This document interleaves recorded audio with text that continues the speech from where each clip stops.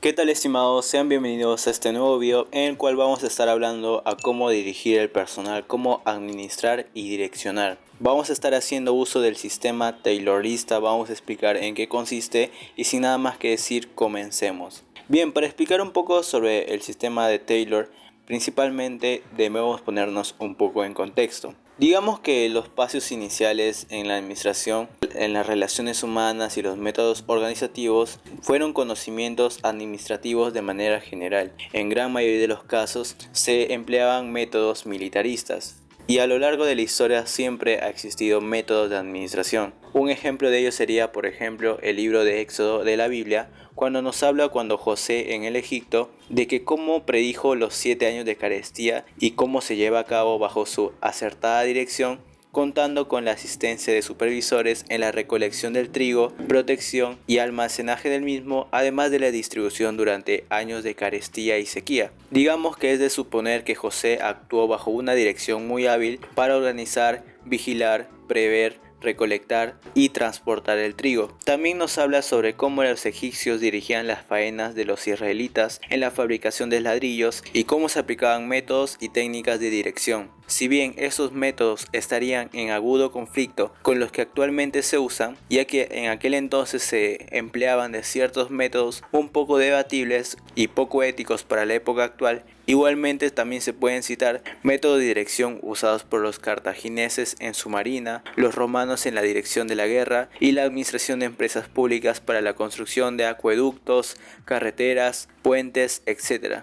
En conclusión, digamos que la administración siempre estuvo presente en la vida del ser humano. Sin embargo, no se tomó la importancia desde un punto de vista científico. Digamos que en realidad fueron pocos los experimentos que se hicieron a la ciencia en la dirección, más bien fueron experimentos aislados que no permitieron definir ni almacenar principios, y menos aún métodos y técnicas. Es recién en el año 1880 cuando un norteamericano llamado Frederick Taylor, ingeniero de una compañía, quien inicia experimentos en métodos de dirección que los continúa hasta el año 1901. Estos métodos se iban llevando a cabo conjuntamente con varias personas que habían colaborado con él en la empresa. Posteriormente se retira a la vida privada, dedicando sus últimos años a escribir y a debatir sus ideas sobre la dirección de empresas, dando a conocer sus trabajos mediante la obra titulada Principios de Administración Científica, que aparece en el año 1911 y constituye hasta la actualidad una de las obras clásicas de la dirección y que ha tenido una extraordinaria repercusión al servir de base para la implantación de métodos de dirección y de producción. Es así como Taylor contribuye a un sistema unificado y consistente, tanto en sus objetivos como en sus métodos, cubriendo todos los aspectos de la dirección para la producción. Sistema Taylorista. Se le denomina así a la doctrina y a los principios que estableció Frederick Taylor en su obra ya mencionada, que digamos que sería Principios de la Administración Científica, y que en esta declara que ha escrito la obra por los siguientes motivos. Uno, que sería enseñar mediante una serie de ejemplos sencillos la pérdida inmensa que el país sufre cada día por malgastar el material y la pérdida que resulta de la incapacidad y la torpeza de los hombres, y que en aquel entonces, como le estaba mencionando hace un principio, se implementaban métodos de administración, pero nunca dedicado a tal a fondo. Por eso en aquel entonces se malgastaba demasiado material y más que decir también existía una pérdida. Por otra parte, también había una incapacidad por parte de los trabajadores y los obreros, que estos eran incapaces de cumplir sus labores, como también en algunas ocasiones eran torpes al momento de realizarlo. Otro motivo por el cual se dio la obra es para poder convencer a sus lectores de que el remedio está en una organización sistemática y no en la búsqueda de hombres extraordinarios.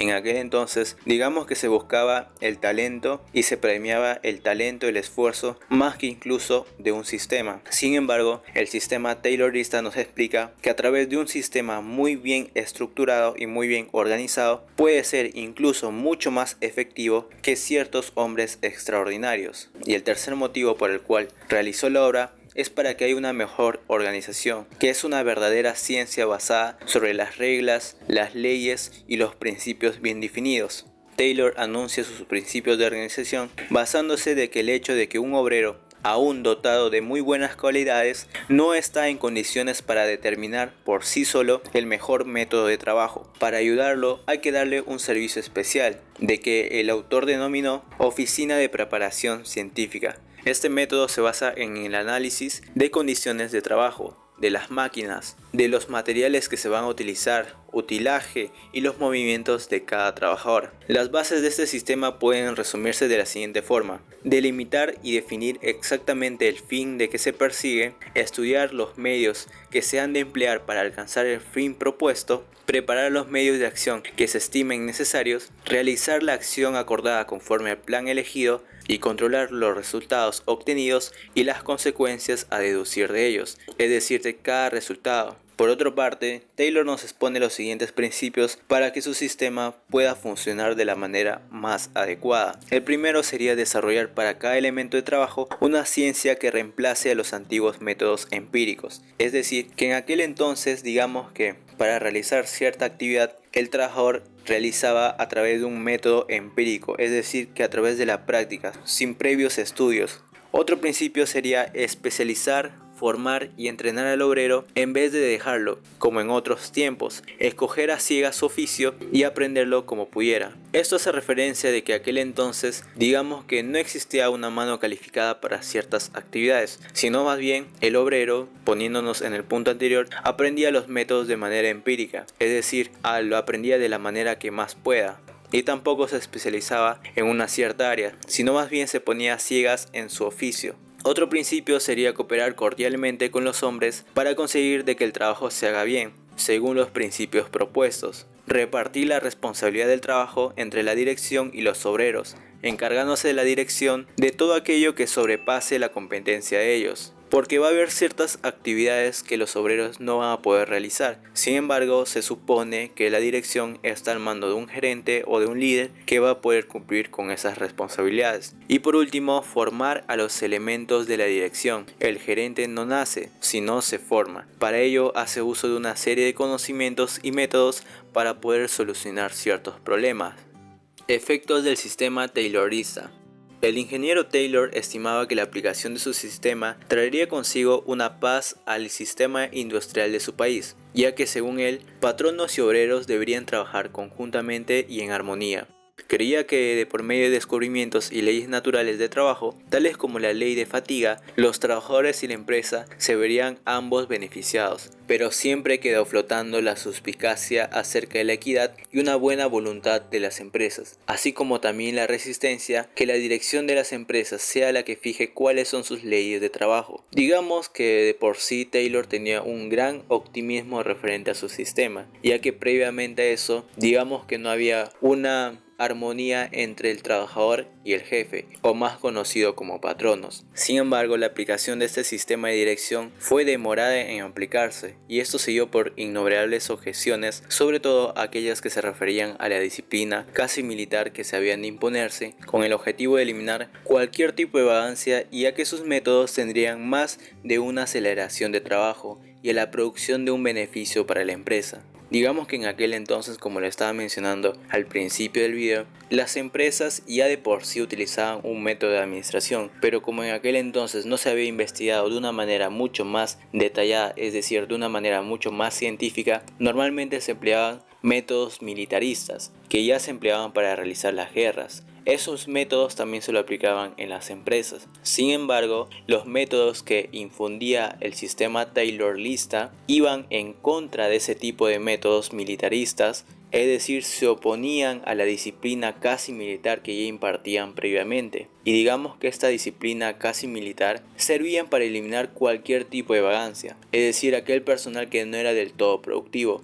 Además, este sistema militarista ayudaba a acelerar el trabajo y por ende la producción. Todo ello era beneficioso para la empresa, que a un mejoramiento en los métodos de trabajo y la realización de cambios en las condiciones laborales. Muchos años después, estas suspicacias fueron borrando hasta aceptar por fin el sistema taylorista, tal y como lo concedió Taylor, es decir, el mismo autor, como método científico para una buena dirección y como consecuencia para obtener mayor productividad en las empresas. Y bien estimados, y eso sería básicamente en qué consiste el sistema taylorista. Es una explicación de manera general, un poco breve. Espero que este video les haya resultado informativo. De ser así, por favor te invitaría a que me regales un pulgar arriba, como también suscribirte al canal si es primera vez que ves uno de mis contenidos. En este canal hablamos forma de generar ingresos, historias de empresas, temas políticos y también algunos consejos referente a algunos libros. Para basarme en esta explicación hice referencia al libro llamado La dirección del personal, escrito por el autor Luis Salazar Larraín. De antemano muchas gracias por ver este video y conmigo nos estaremos viendo hasta una próxima oportunidad.